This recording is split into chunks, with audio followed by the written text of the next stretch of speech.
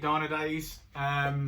Today's video is going to be about a induction kit that I have purchased for my FN2 Civic. It's a CPL big bore cold air feed, cold air intake. I'm going to be fitting that to my FN2, and the point behind this is I've done some research. It looks like the best bit of kit, and I'm going to find out whether it is. I'm going to run my car on the dyno beforehand, show you those power figures, and they're going to fit what's in this box, make a video of Jason fitting that, show you what's included, etc. And then see if it's made some decent gains. I think it will do, but I shall be surprised if it doesn't.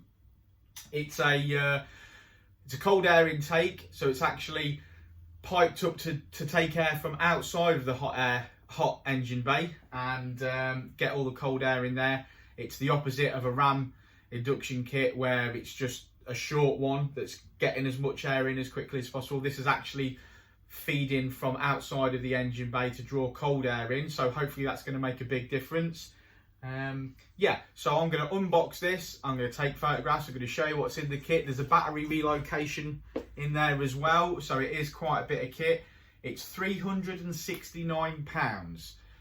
When comparing that to some of the other kits available, like the HKS, like the InGen, it's about the same sort of price, but there's a lot more stuff in this kit, which makes it look like it's good value for money. So let's find out if we actually get brake horsepower from just bolting that on.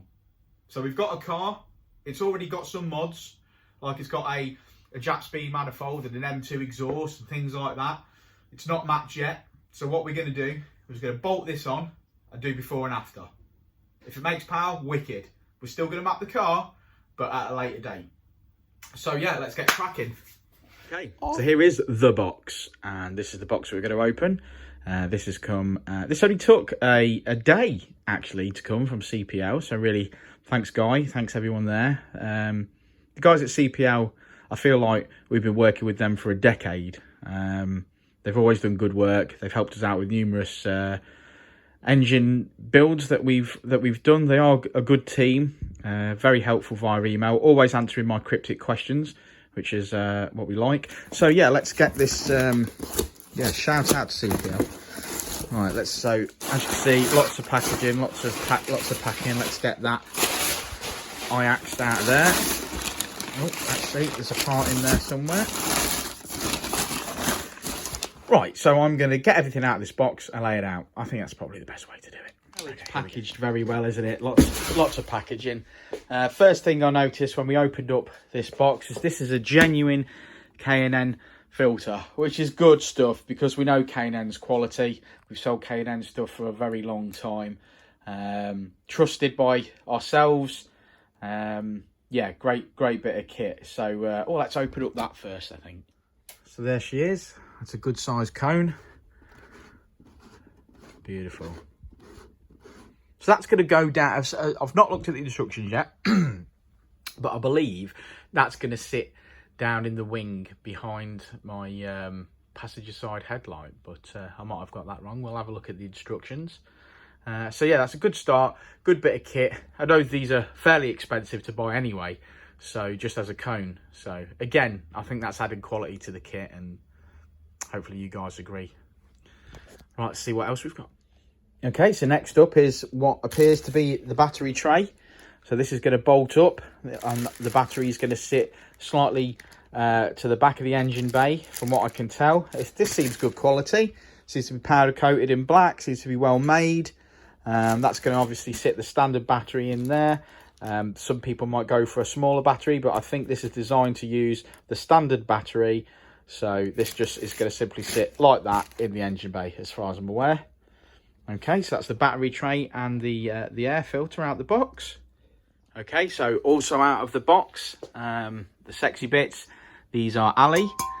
These are part of the intake. They are powder coated black. They looks like they're going to be hard wearing, and obviously the original MAF adapter in there. So they're the alley pipes, and as you can see, we've got some fairly decent quality CPL silicone hoses. Now, these don't have to be mega rigid because this is intake. Of course, these aren't boost. But yeah, they're looking good, nice in black. It's quite a start. I think the kit in black is actually a really nice touch because, again, it sort of says quality. We like the InGen stuff, but you've only got a couple of choices. You've got either like a wrinkle red or a silver, it seems, on the InGen stuff, which is all right. But we're gonna change our rocker cover colours on some of the FN2s that we've got here, and black goes with anything. So you know, if you go for an InGen, the induction hose itself is blue, and you can have wrinkle red as the hard pipe, and the hoses are black. That's a mix match of colours, and I think CPL did the right thing here by providing this in black. Right, let's see what else is in the kit. Okay, so some bits of hose to attach to that. I've not read the instructions at this point, so they might not even go there, but there are some lengths of hose there as well, I would imagine, for breathers. Right, so let's open this brown envelope.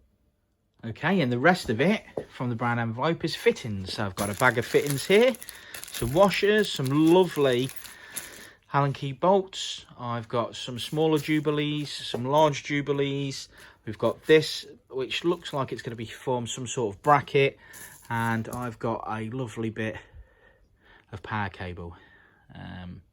Okay, this is the kind of bit that scares me, but I'm sure Jason and Richard will sort the battery relocation out for me. Lovely. Okay, so that's what's in the kit. That's what's in the box. It looks like, to me, it looks like a lot of stuff. And it's definitely got more parts and more kit there than is on the InGen kit. So again, like I said earlier, it looks like value for money. All that really matters is, does it make more power? If it makes more power, then I'm more happy. Yeah, let's get on with that. I do like this battery tray. It does look good. Yeah, okay.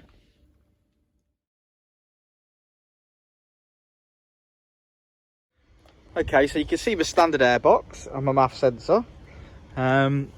This kit that we're about to fit looks like it's going to go from this section here, straight down here, where this battery is at the moment, and into here somewhere, I think. Perhaps into this section down here. So we're going to have a look at that. The battery is going to move to where the standard airbox is at the moment.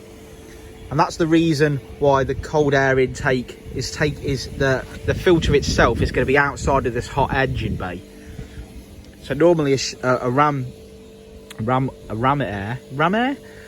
short ram induction kit would still sit here, and it would still be sucking in the hot air from the engine bay. But as the CPL one is going to come, and it's going to be down here behind here, out of the engine bay, and only sucking cold air from the road. Well, that's the theory behind it anyway. So so out with all of this. That is the plan. So let's find Jason. So that's the end of this video, because it was getting a bit long. So in the next section, you'll see us actually fitting all of this good stuff, and obviously we'll stick the car or the dyno before we start, so you guys can see the power increases. Cheers, guys.